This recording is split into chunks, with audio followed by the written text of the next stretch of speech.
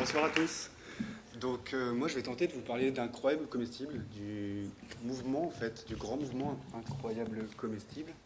Ça racontait l'histoire L'histoire. Notre histoire. La nôtre? Notre découverte d'Incroyable Comestible. Bien sûr. Ouais. Ouais, ça va aller?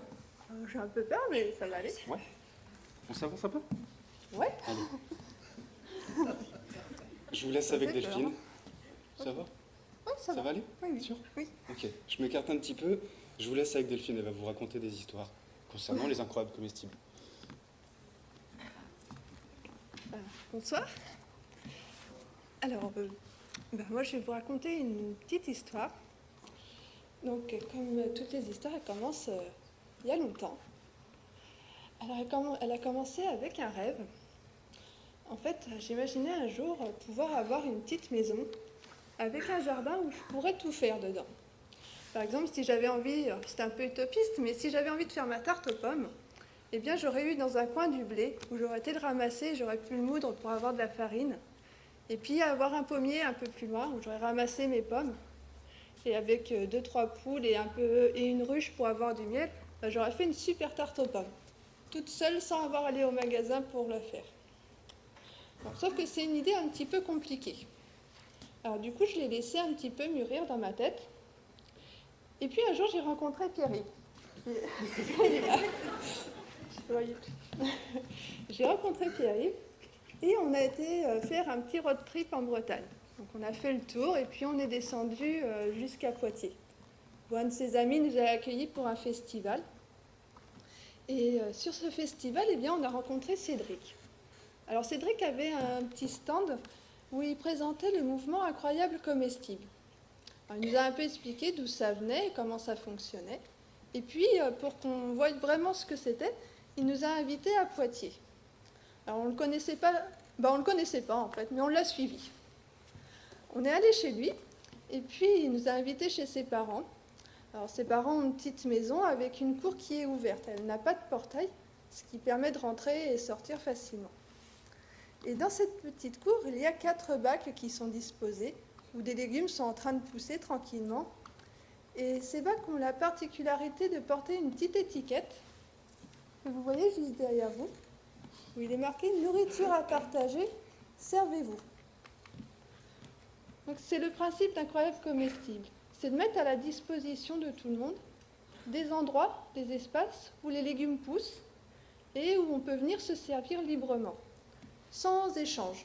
On peut éventuellement, s'il y a besoin, et qu'on s'y connaît un petit peu, venir nettoyer un peu les bacs à légumes et récolter ce qu'il y a. Alors il nous a aussi emmené faire un petit tour de la ville pour nous montrer d'autres endroits où il avait mis d'autres bacs, donc dans un jardin public, et aussi à l'auberge de jeunesse, où là il avait vu les choses en un peu plus grand.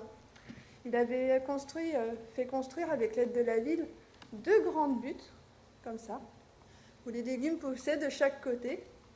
Et c'était assez intéressant parce que quand on se promenait entre ces 2 buttes, ça rappelait un petit peu les chemins à la campagne.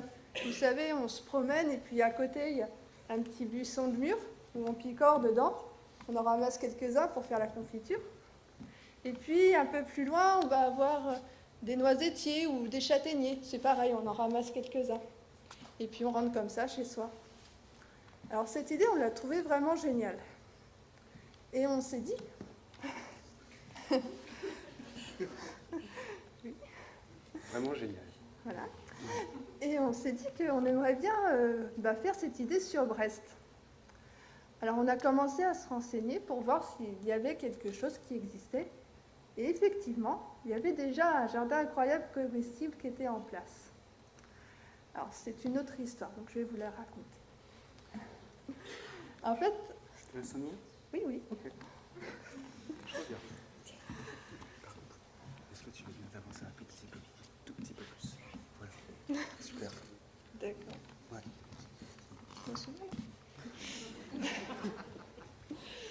Bon, donc, pour les incroyables comestibles de Brest, en fait, ce qui était assez magique, c'est que pendant que nous, on faisait la découverte à Poitiers de ce mouvement, eh bien, il se mettait en place à Brest. Donc, ça avait commencé par l'histoire d'Anne et Jessica, qui sont ce soir dans la salle, et qui étaient sur leur petite parcelle de jardin partagé à Bellevue, dans le quartier de Kerbernier, vous savez, juste au pied des tours. Donc il y a quelques parcelles qui sont partagées, et donc elles travaillaient dessus. Et tout en travaillant, elles discutaient, et Anne parle d'un reportage justement sur les incroyables comestibles qu'elle a vus à la télé.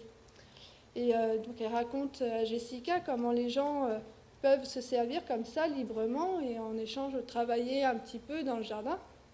Et elle trouve l'idée vraiment très intéressante et elle voit bien ce petit jardin le long de la parcelle qui reste libre. En plus, ça rendrait beaucoup service aux habitants du quartier, où des fois les fins de mois sont un peu difficiles. Et en même temps, ça recréait un peu de lien social, ça inviterait les gens à descendre. Alors Jessica trouve aussi l'idée super géniale, et toutes les deux, elles se lancent, elles vont voir la mairie pour demander l'autorisation d'avoir la parcelle. Et la mairie est plutôt d'accord avec le projet, donc elle leur prête la parcelle, et puis au départ, elle vient leur donner un coup de main pour retirer un peu d'herbe et puis planter les premiers légumes. Alors tout ça, ça a commencé beaucoup plus tôt, parce que cette idée, elle ne vient pas de France, mais elle vient de nos cousins anglais. Du coup, c'est une nouvelle histoire. Donc, il y a beaucoup d'histoires, c'est un peu compliqué. Et donc, ça vient d'une petite ville du nord de l'Angleterre. Cette petite ville s'appelle Todmorden. Et en 2008, comme pour beaucoup, c'est la crise économique qui s'installe. Et donc, on la connaît aujourd'hui, on voit ce que ça donne.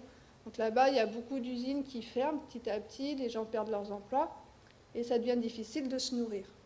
Alors on a 2 mères de famille qui réfléchissent un petit peu à la situation et qui se disent que ça serait vraiment formidable si tout le monde avait un jardin, parce que comme ça on pourrait cultiver ses propres légumes. Seulement, c'est pas facile, beaucoup de monde vit en appartement, donc elles commencent à se promener dans leur ville, à l'observer plus attentivement. Et elles s'aperçoivent que dans la ville, il y a pas mal d'espaces verts. Pas mal de jardins publics où on ne met rien du tout. Des fois, il n'y a même pas de fleurs. Et puis aussi, devant la mairie ou la bibliothèque ou la gendarmerie, il y a de grands bacs, de grands parterres où il n'y a rien. Et elles se disent, au lieu qu'il n'y ait rien, on va y mettre des légumes. Donc elles se lancent dans la plantation des légumes. Alors au départ, c'est un peu bizarre pour tout le monde, mais petit à petit, tout le monde se fait à l'idée. Et donc aujourd'hui... je vais souffler un petit peu. Et aujourd'hui... Tu veux boire un peu d'eau? Non. Non? Tu veux que je t'aide? Oui, il se passe quoi aujourd'hui? Aujourd'hui, je cherche à être oui. autosuffisant alimentaire. Oui. Tu reprends? Oui, c'est bon, j'ai retrouvé. T'as retrouvé le fil? J'ai retrouvé. Ok. Merci. Je m'en vais de nouveau? Oui, tu peux. Tu D'accord. reviens après. Ok. Alors, donc aujourd'hui, leur grand projet, c'est de réussir à devenir autonome au niveau alimentaire, mais c'est aussi le projet d'à peu près tous les incroyables comestibles. Donc à Brest, ça commence. Et pour que ça puisse continuer pleinement, on invite tout le monde à venir déjà voir sur la parcelle de Bellevue comment ça se passe. Donc tous les vendredis soirs, à partir de 17h30, 18h. C'était moi qui devais dire ça. Ah oui, tu veux continuer? Comme tu veux. Ah, vas-y, continue. Bonsoir, puisque je me suis échappé. Donc après le vendredi, on se retrouve quand? Le dimanche matin, autour de 10h. Donc les vendredis soirs, on est autour de 17h30, tu l'as dit? Oui. Ouais. C'est un peu difficile puisqu'il y a eu tout l'hiver, il faisait froid, donc on a du mal à sortir le vendredi soir, à se retrouver encore. Il y a des fois où c'est très pluvieux et encore très ventu, mais on essaye, on se force de temps en temps à venir le vendredi, mais on est toujours là le dimanche matin. Autrement, qu'est-ce qu'il peut y avoir d'autre à dire? Eh ben, pour les contacts. Autrement, il y a une page Facebook pour...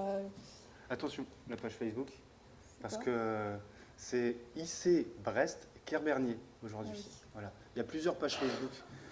Incroyable Comestible, c'est quelque chose de très ouvert, et donc il y a plusieurs pages Facebook. Et on ne tombe pas forcément sur la bonne. Enfin bref, peu importe, c'est un détail. Il y a un stand à côté pour tout ce qui est information, Internet et moyens de communication, il ne faut pas hésiter à venir nous voir. Voilà, au stand. On vous donnera toutes les informations que vous voulez. Et du coup, bien sûr, on vous encourage à semer des incroyables comestibles partout dans Brest. Alors, il ne faut pas forcément une grande parcelle pour commencer, hein. Ça peut être votre propre jardin que vous partagez avec tout le monde.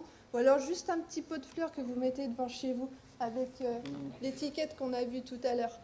Et ça sera déjà pas mal. Oui. Vous voyez la petite carte en bas là? Il y a plein de petits incroyables comestibles partout. Et ce qui serait vraiment, vraiment très très bien, c'est que